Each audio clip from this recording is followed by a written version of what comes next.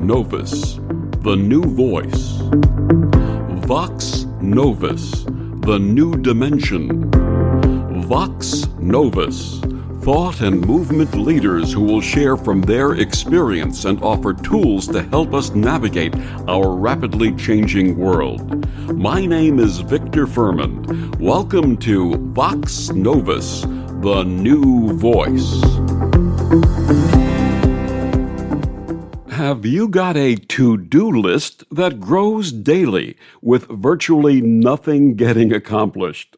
Or are you the type who pushes themselves to get it done with similar futile results? What if there were a 15-minute method to reset these tendencies and move forward every day? My guest this week on Vox Novus, Sam Bennett, says little tiny changes, the kind that we can make in 15 minutes, are enough to move the needle on our levels of joy and satisfaction and ultimately change our lives. A writer, speaker, actor, and creativity productivity specialist, she's the founder of TheRealSamBennett.com, a company committed to helping overwhelmed creatives and frustrated overachievers get unstuck. Sam is also a popular course instructor on LinkedIn Learning with over 1 million class participants worldwide. She joins me this week to share her experience and new book, The 15-Minute Method, the surprisingly simple art of getting it done. Please join me in welcoming back Sam Bennett. Welcome back, Sam. Thank you so much for having me. Great to be here. It's been way too long. It's been 8 years since our last recorded conversation. It's really amazing. So, since it's been a few years since our last conversation, please share with our listeners meeting you for the first time how your personal path, including one that had frustration and other things that slowed you down, led to major changes and the wisdom that you bring to the world. Oh my goodness, that's a big question. Let's see. I started out as an actor. I was one of those kids who, did plays in the living room in the backyard. I went to theater camp and went on to pursue a career in theater and film and television, and had a wonderful. I recommend it highly. If there's any parents out there and you're worried because your child is threatening to pursue a career in the performing arts, don't fret. First of all, chances are they won't make a career out of it. But what they learn along the way about communication, the ability to stand up in front of a room and talk at all, working with other people, emotional intelligence, body language, energy management, ensemble, working with other people, teamwork. It's amazing. It's wonderful, and some of the most wonderful people in the world. So, I was, paddling along, having one of those acting careers that went well enough that you didn't want to give up on it, but not so well as to be able to support a person. And along the way, I started teaching a class called Get It Done, because I got really interested in this question of how do highly creative people make decisions? How do people who have a lot of ideas decide which idea to pursue? How do you do well when there is no defined path? There's no right way to be a writer or be an artist or be an actor or be a parent or be an entrepreneur or be a friend. There's no right way. There's just your way. And as it happens, there's a little quirk of my mind that every time I get in front of a question like that, I'm like, well, how would you know? How would you decide? And then I like to make up little worksheets and exercises and games and questions, stimulating questions that lead people to their own answers. And that all ended up being so much fun that I wrote a book about it. And then I wrote another book, and now I've got the new book. And it's all about helping overthinkers, highly creative people, recovering perfectionists, neurospices of all types, spend some time on the work that matters most to them. The last time you were on, we discussed your book, Start Right Where You Are. What inspired that book, and what did you share with readers? So start right where you are was my second book. The first book, Get It Done, is really sort of project management for highly creative people.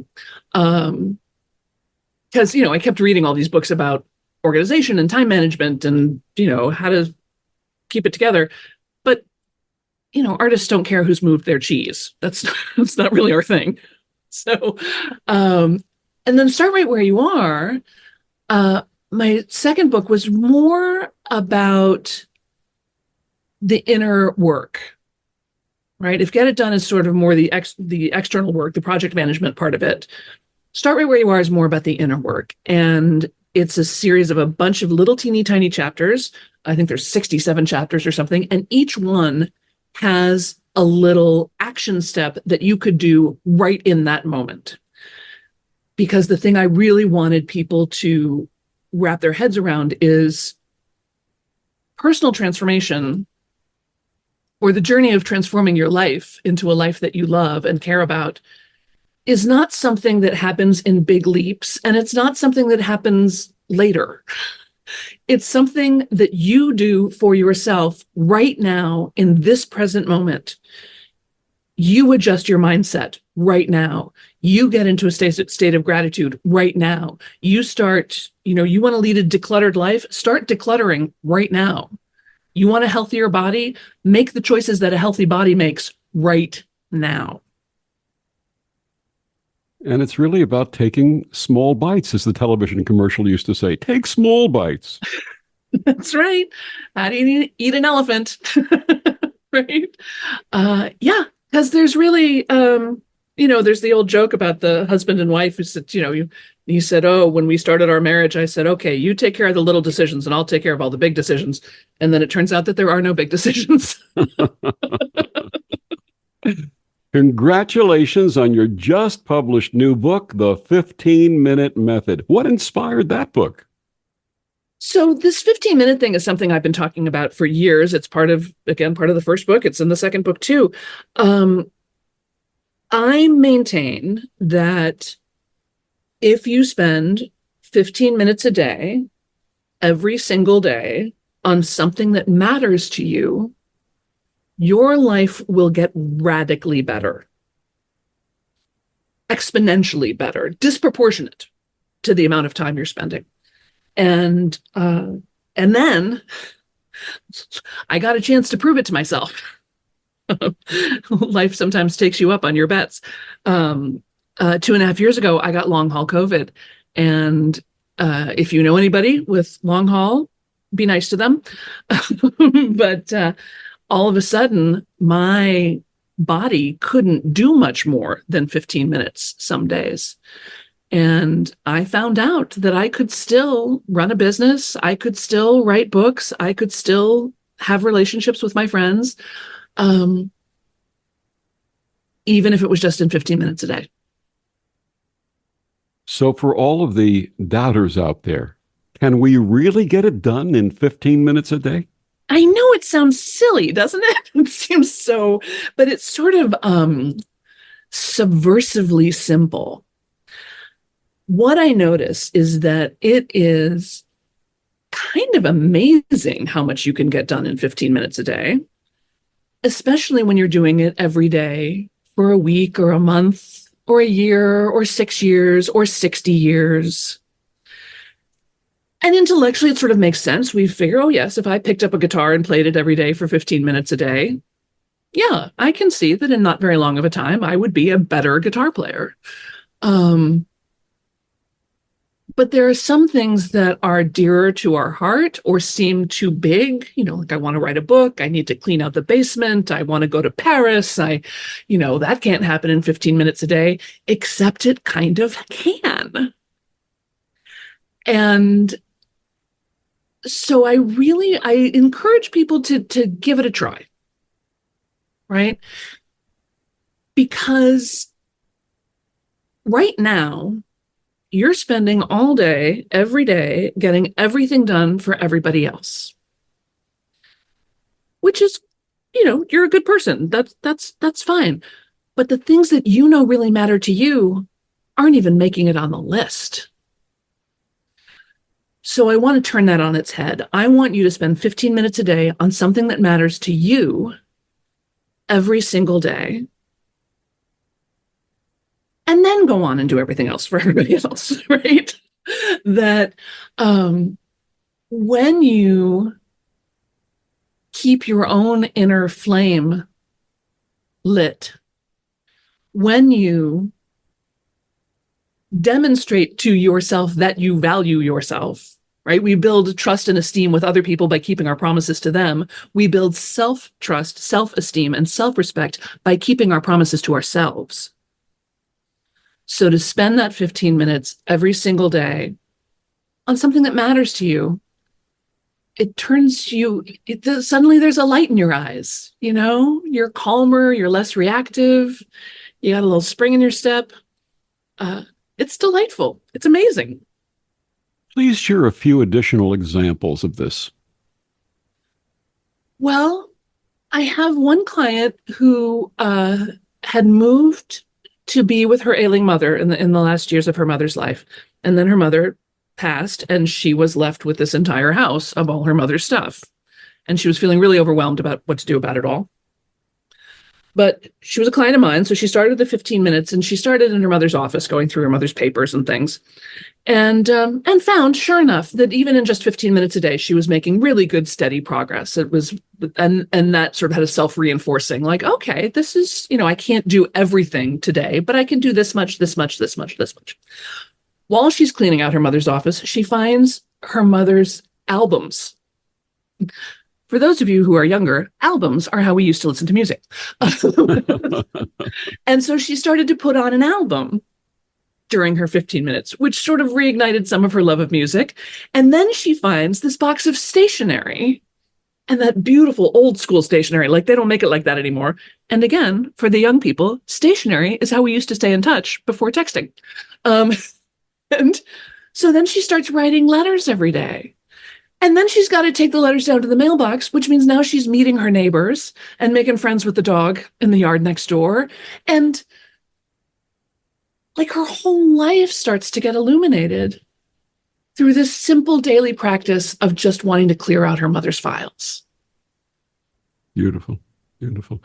But what if, like so many of us, we have a preponderance of ideas and can't pick just one? That's the beauty of this, right? So terrific. That's wonderful to have a lot of ideas. Go ahead and make a list of as many as you can think of, and then pick one. Try it out. See how you feel. Maybe if it feels good, stick with it for a little bit. See where it takes you. Doesn't feel good? Great. Move on to the next one. But give it a chance.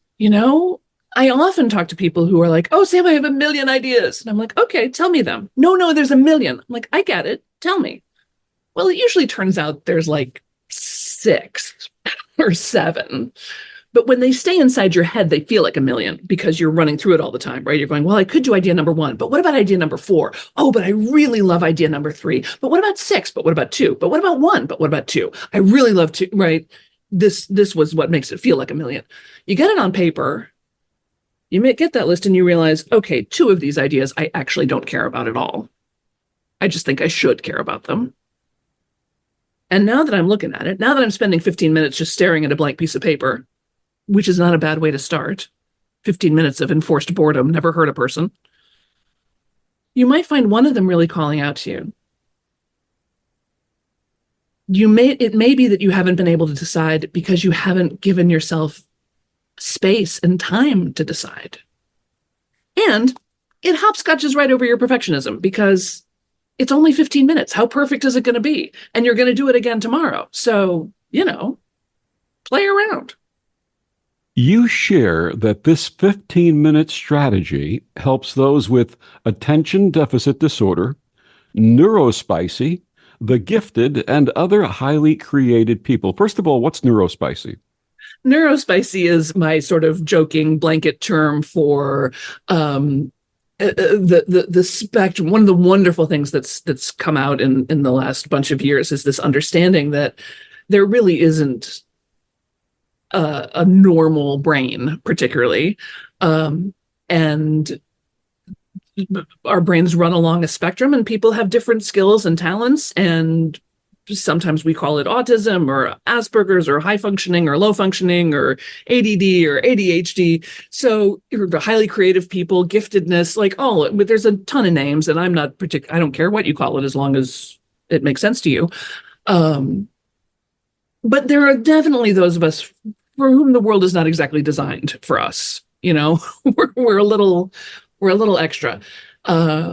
And what I find, so I have a thing that you'll see it on my website. It's called the Daily Practicum.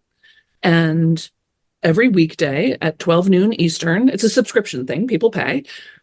We hop onto Zoom, say hi. I start the timer for 15 minutes. Everybody puts their head down. 15 minutes later, timer goes off. And I'm telling you, people look up at me with this post-orgasmic glow. They're so pleased with themselves. And every one of them is like, you won't believe it. I sat in the garden with the sun on my face for 15 minutes. I reached out to that person that I've been meaning to talk to. I returned that email that I've been sitting on for 6 weeks. I wrote poetry. I wrote music. I just communed with my animal. I mean, whatever it is that lights you up, spending 15 minutes on it is both calming and energizing. And this thing of doing it in a group, even a virtual group, has a ton of benefits. Yeah, especially for ADD and ADHD. It's sometimes you'll hear it referred to as parallel play or body doubling. But what I think it really has to do with is the fact that we are tribal animals.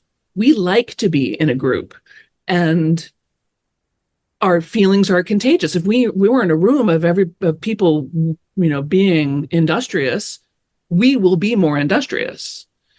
If we are in a room full of people complaining, we will start complaining.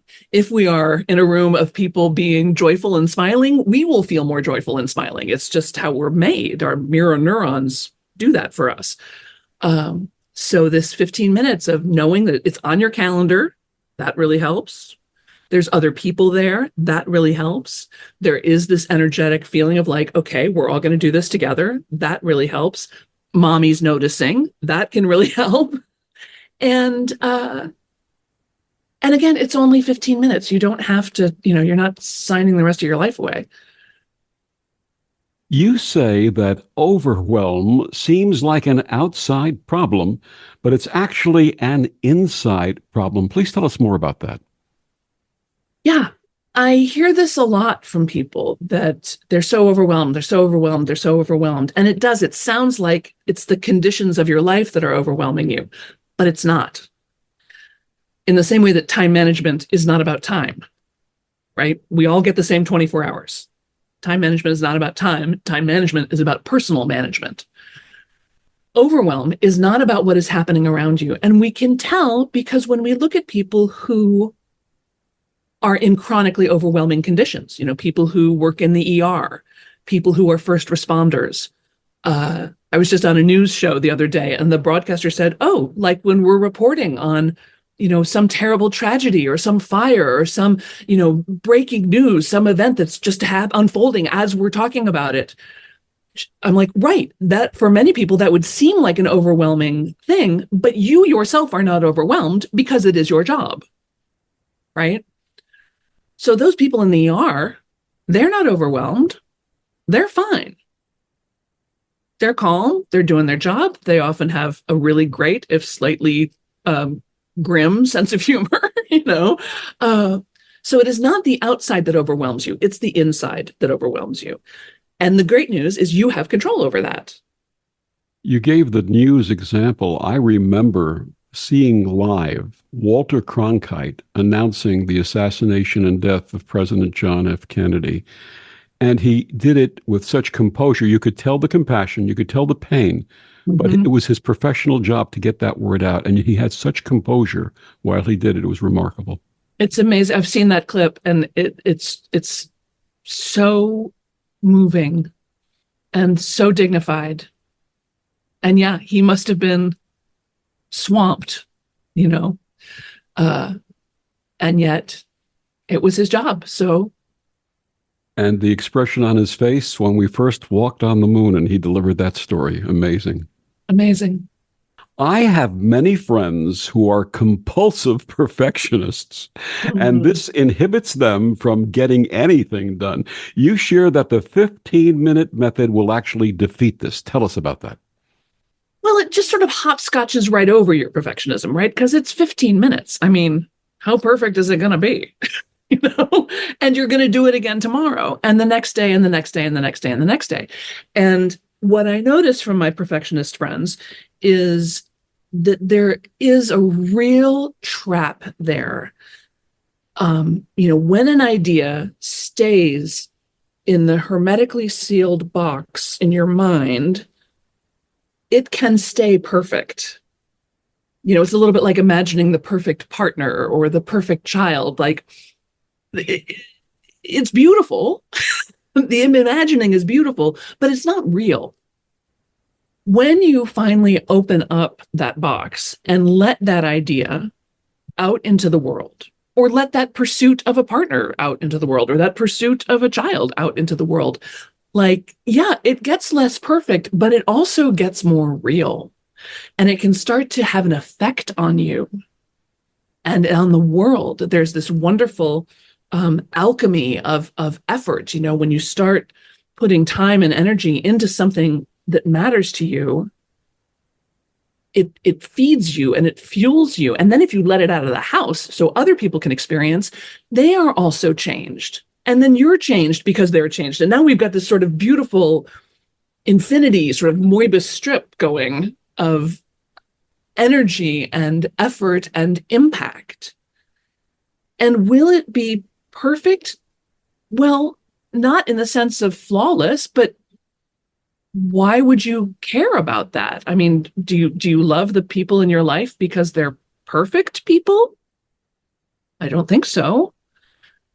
Is your favorite song a perfect song? Is your favorite book a perfect book? Your favorite movie? My favorite movies are on no one's list of top favorite, best, but I love them because they speak to me, because they move me, because they light me up.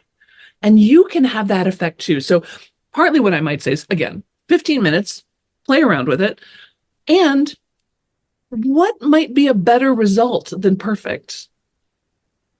Would it be better to have it be friendly, to have it be wild, to have it be provocative, to have it be precise, to have it be, I don't know, like a big hug? Like, I don't know what you want, I don't know what you all are up to or the effect you want it to have, but I bet you can think of something more interesting than perfect.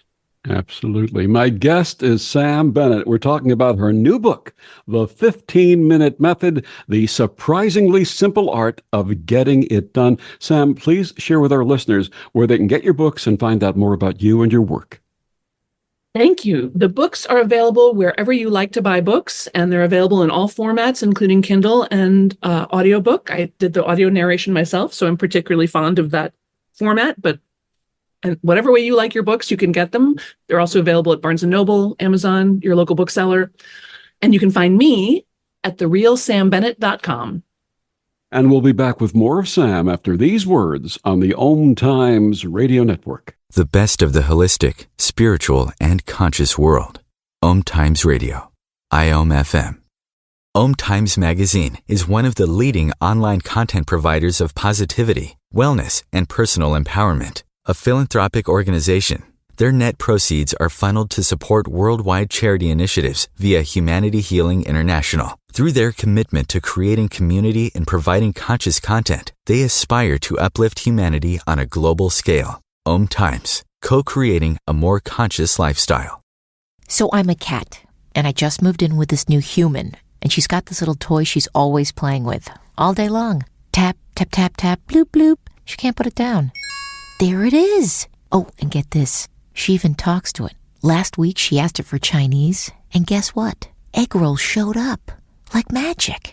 Humans have cool toys. A person is the best thing to happen to a shelter pet. Be that person. Adopt. Brought to you by the Ad Council and the ShelterPetProject.org. What I know about courage, I learned from my adoptive mom. She said sometimes you just gotta hold on and know we'll get through this. Mom, we are so high up.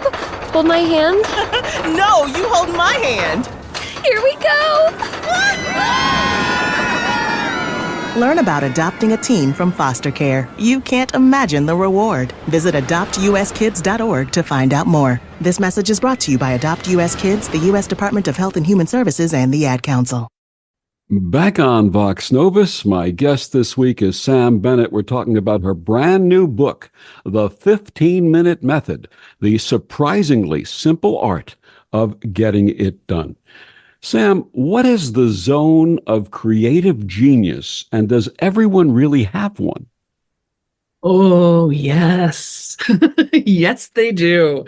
And I have to start with a little hat tip to Gay Hendricks and his work in The Big Leap and Zones of Genius. If you haven't read Gay Hendricks' work, I highly recommend. Everyone has a zone of genius. Most people, in fact, have multiple zones of genius. And yours might be a little invisible to you because it's come so naturally to you. So a way to think about it is it's the things that you've always been naturally good at, you've always been naturally interested in. Sometimes I imagine, like, if we were back in cave dwelling times or, in small groups, there would be some people in the group who were more interested in tending to the children, and some people in the group who were more interested in medicine and being healers, and some people in the group who were more interested in going over that hill to see what's over there, right? And that's good, because that's how we survive is as a group. And we have these sort of complementary skill sets and interests that make a society, a community. It may be the thing that you get a lot of praise for, and you think, well, come on, I mean, everybody can do this. No, they can't. Just you. And my final recommendation for how to figure out your zone of genius is, if someone were to wake you up at 3 a.m. and say, hey, Victor, hey, you, we're going to go do XYZ. Do you want to come? And you would be like, oh, yes. Where are my shoes? Yes, I'm coming. I'm on my way, right? Like, what is that thing that you would get up and do no matter what, because you like it so well? Well, I can't address that specifically because when I get up at 3 o'clock in the morning, it's to relieve myself. But I understand completely what you're talking about. In that vein, I was one of those people who, up until my 50s, had difficulty saying no to anyone, even at the expense of my health. In fact, to this day, when my wife asked me before I go to bed, did you take your Lasix? I said, absolutely, darling, because I'm a pee pill pleaser, but that's another story. What do you share with people pleasers? How do they get out of that? Well, first of all, I want to acknowledge the self-identified people pleasers of the world. We are grateful to you. We are grateful for your kindness. We are grateful that you are willing to put other people in front of you, that you're willing to, set your own desires and opinions aside. That's beautiful, right? Those are all excellent qualities. You're just overdoing it a bit, right? If you're overdoing it to the point where you no longer acknowledge your own desires or opinions, or you never voice your desires or opinions, or you never take time for yourself, you've taken a good thing too far. And it's going to start to have, if it hasn't already, a destructive impact on you and your relationships. So I invite you to put yourself back on your list at least for 15 minutes and just start to see what happens. The ability to hear your own voice, to acknowledge that which is important to you, because, true productivity is not about getting more done. It's about getting more of what matters done. And I don't know anyone who, if we had crossed over to the other side and were eavesdropping on our own memorial service, I think we would all be a little disappointed if everyone was standing around saying, well, she certainly was exquisitely well behaved. he never took a risk or put a foot wrong. Never once, like her tile grout was impeccable. Like that's not really, I think, what we want people saying.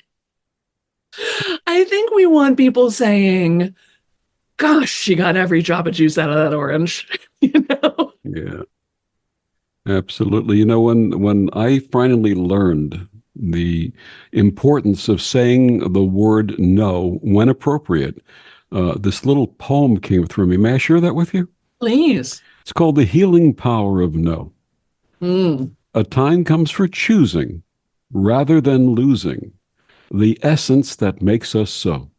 And in the bestowing, there's power in knowing the freedom that comes with no.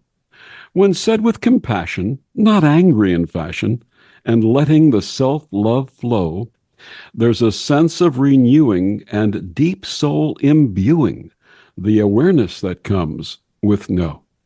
So with gentle voice and the power of choice and the courage to make it so, I'm still here, my friends. There's no means in this end, just the healing that comes with no. I love it. That's Thank you. great. There's a little section in the book, actually. There's a chapter called How to Say No Without Punishment. And it offers a bunch of different ways to say no. Because, for some of us, just saying plain old no can be challenging. So it just offers you a bunch of options, including things like, well, thank you so much for thinking of me. I'm not available, but please do ask me again sometime, right? Or, that's not possible for me, or I'm not available for that right now. But then there's other ones like, oh, that sounds awful. No, mm-mm. Yeah. Or like we say in Hollywood, hard pass. Hard pass. We're going to pass. I'm going to pass on that right now. Yeah. I have another friend who says when somebody asks her something she doesn't want to do, she'll go, oh, you're so cute.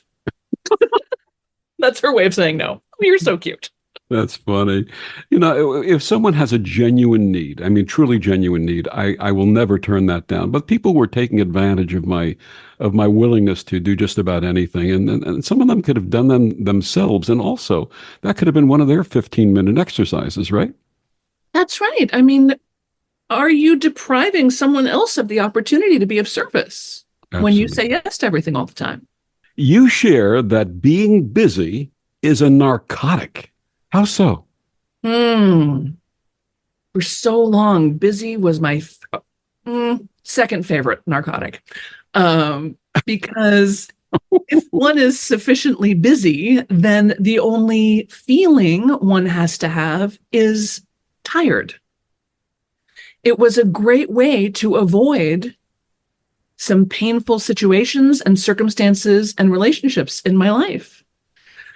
And there is, we were talking about perfectionism earlier. Perfectionism and busy both are, I'm concerned about saying this because I'm afraid it's going to sound a little harsh, but maybe I mean it to sound a little harsh. To me, those words have just a little tone of superiority to them.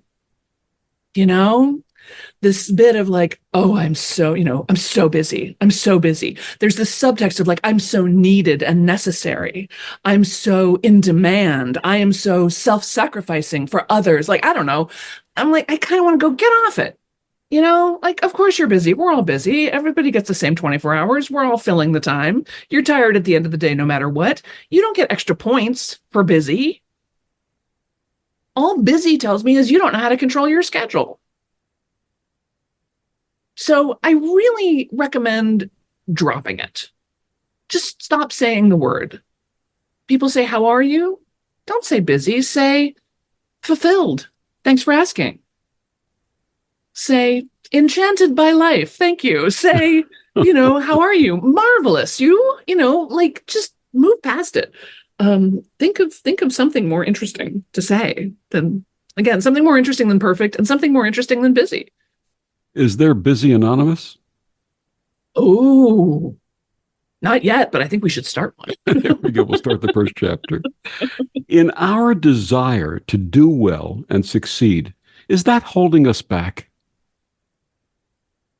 Yeah, I think so. Sometimes, again, it's a fine impulse that's just gone a little too far, right? I mean, I was just teaching earlier today about how our natural desire, again, to do well, to be seen to do well, uh, can turn into a crippling self-consciousness and an intense focus on the wrong things. I was reflecting just yesterday about how I used to hear when I was growing up, like, well, you always have to wear good underwear in case you're in an accident. I remember that. Right, which is a terrible thing to say. What an awful thing.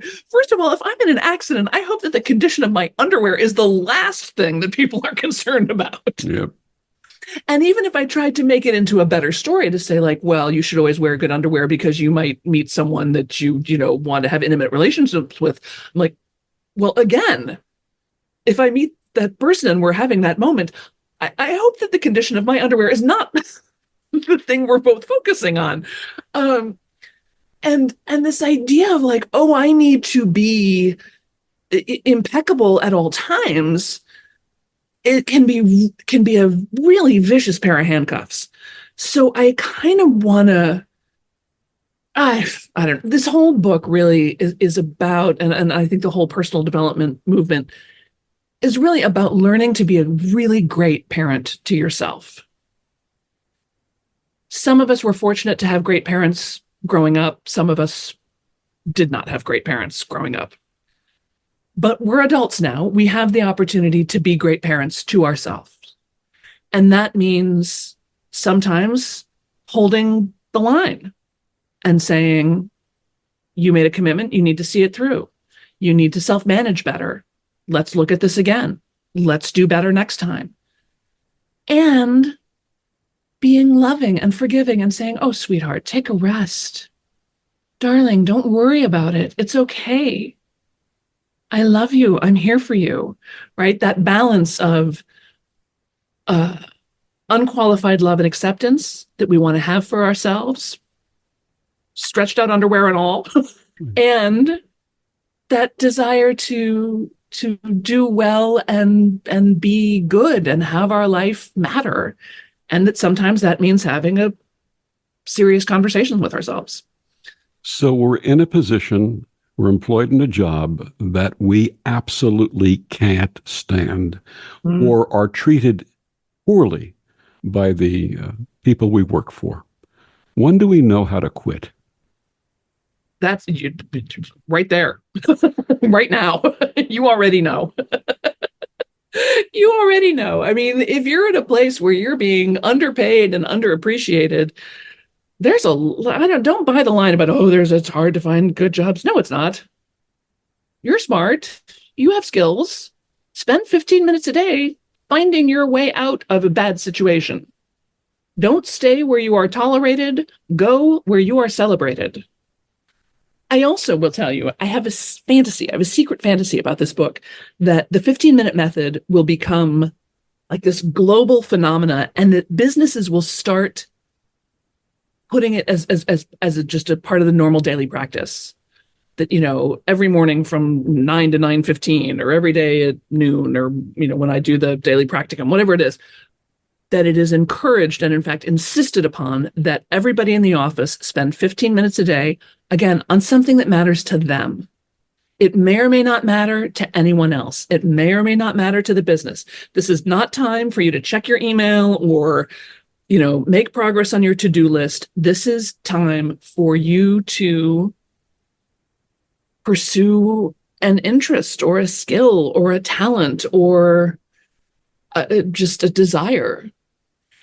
And what I find, again, is when you give people that time to reconnect with their own true selves, the rest of the day goes a lot better, and especially in an office where it's so easy to develop these little petty jealousies and rivalries and, oh, that jerk Chuck down in accounting, but if we're doing this 15-minute thing and I find out that jerk Chuck also does needlepoint. Well, I do needlepoint. And now we've got something in common. Well, now I want to talk. They're like, what are you doing? What are you working on? Have you done a rug? I did a rug. It might still be a competitive relationship, but at least we've got something to talk about. And there's studies that show that if you have people in a meeting share at the top of the meeting a little bit about themselves, who they are as people, not just who they are in the business. I'm not just Sam from sales. I can say, hi, I'm Sam from sales, and my grandmother was Swedish, and I love to, and I believe that Toll House chocolate chip cookies are the best cookies, and I won't hear any argument about it. Not only does this give me new ways to connect with other people in the room, but people will have better ideas because you have reminded them of the fullness of themselves. They're not just coming to the meeting with their sales hat on. They're coming to the meeting bringing their whole self to work. And in a world where 77% of employees are disengaged, that's an expensive problem. And I think it's worth spending 15 minutes to get people re-engaged, honestly, in anything. And it brings about authentic presence. Exactly. What is the alchemy of effort, and how does that work? Yeah, that's that Moebius strip I was talking about. That's that infinite loop of, we have these thoughts and feelings about our ideas when they're inside bonging around our heads. But the minute you put it on paper, it changes. And I encourage people to do this little thing, and I'll encourage you all to do it right now. It's the very creative name of 90-second doodle. And what this is you take a situation that's tough, that's upsetting, that seems unsolvable maybe, and just grab a pen and a piece of scrap paper or an index card and just spend 90 seconds making a doodle about how it feels. This is not about making art. No one's ever going to see it. It's just like stick figures and shapes are fine. Just make the picture of what does it feel like. That exercise alone can be really, really illuminating. It's one thing to say, oh, I feel frustrated at work. It's another thing for me to look at a doodle that I have just drawn of a giant boulder crushing me. That's different. And then you really want to go for it. Turn it over and do another 90-second doodle on how you would like it to feel. What would you love to have this feel like? And again, just stick figures and shapes. And could you imagine if you went into your supervisor and said, look, I like this job, but I feel like a boulder is crushing me every day. And I would like to feel like I was sitting on top of a rainbow. How can we do that? I hope they have a good supervisor. I hope so too. And I don't know, maybe they won't respond to the rainbow thing, but My guest is Sam Bennett. We're talking about her new book, The 15-Minute Method, The Surprisingly Simple Art of Getting It Done. We'll be back with more after these words from the Om Times Radio Network. Humanity Healing International is a small nonprofit with a big dream. Since 2007, HHI has been working tirelessly to bring help to communities with little or no hope. Our projects are not broad mandates, nor are they overnight solutions, but they bring the reassurance that no one is alone and that someone cares. To learn more, please visit humanityhealing.org. Humanity Healing is where your heart is. We've all felt left out. And for people who move to this country, that feeling lasts more than a moment. We can change that. Learn how at belongingbeginswithus.org. Brought to you by the Ad Council. Out here in the middle of these acres, it can feel like you're the only person on Earth. That's how it feels when you're struggling with your mental health. But you don't have to feel alone. Find more information at loveyourmindtoday.org. Brought to you by the Huntsman Mental Health Institute and the Ad Council. Hello, I'm Sandy Sedgbeer, host of Om Times Magazine's flagship radio show, What is Going Om. My passion is sifting through information, research, and innovations from new thought teachers, speakers, and researchers pushing back the boundaries of what we know about life, energy, metaphysics, and the universe. I love shifting perceptions about who we are, why we're here, and how quickly impossible becomes normal when we open our minds, expand our awareness, and accept that the only limits that exist are those we place upon ourselves. So if you're the kind of forward-thinking, eager investigator of what lies beyond the current reality that most perceive, why not make a date to come play with me in the field of possibilities at 4 p.m. Pacific Time, 7 p.m. Eastern Time every Thursday, and together we can discover what's really going on. Back on Vox Novus, my guest this week is Sam Bennett. We're talking about her brand new book, The 15-Minute Method, The Surprisingly Simple Art of Getting It Done. So in the last segment, Sam, we were talking about the alchemy of effort. What about grumpy magic? What's grumpy magic? Grumpy magic is, first of all, just fun to say, but it is also a little bit of a stand. I mean, I love my brothers and sisters in the personal development and spiritual development world, but there can be a certain amount of oppressive positivity going on. And sometimes it feels like there's a philosophy or a belief that, well, you have to be, if your mindset is 100% positive, you're not going to be able to do what you want.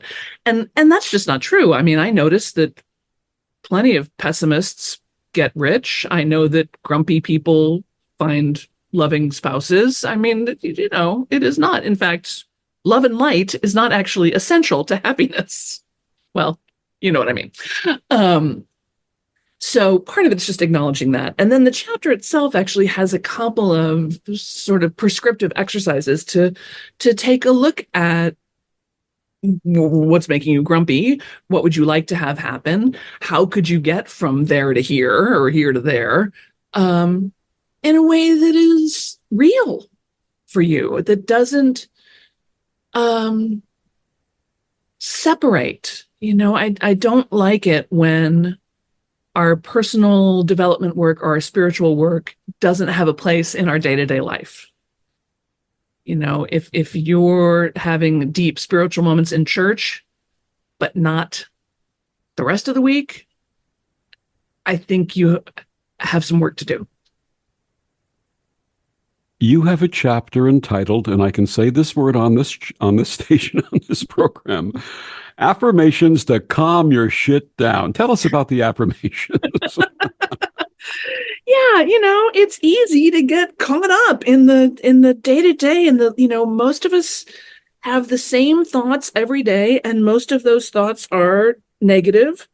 And I just wanted to, again, acknowledge where you really are and what you can really do in this exact moment to make a difference.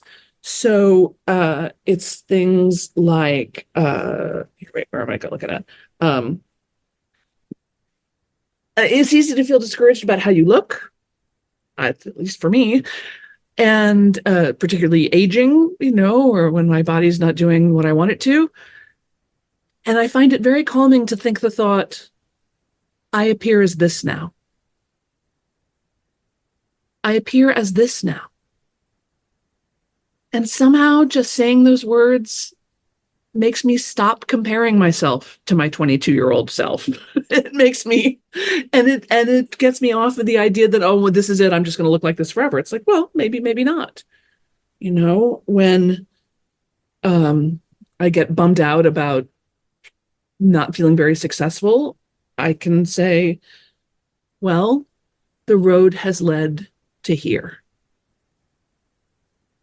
And that reminds me that this is not the end of the road, and that we keep going step by step. And success doesn't always look like what we thought it would look like. And what about daily expressions of gratitude? There's a real movement in the culture around gratitude, and I'm delighted. I think it's great. But I also think it's really easy to get a little generic, or a little, if you ask people, what are they grateful for? They'll say, oh, I'm grateful for my health. I'm grateful for my family. And you are, of course you are. But are you feeling that? every day? Is it making you gasp with gratitude?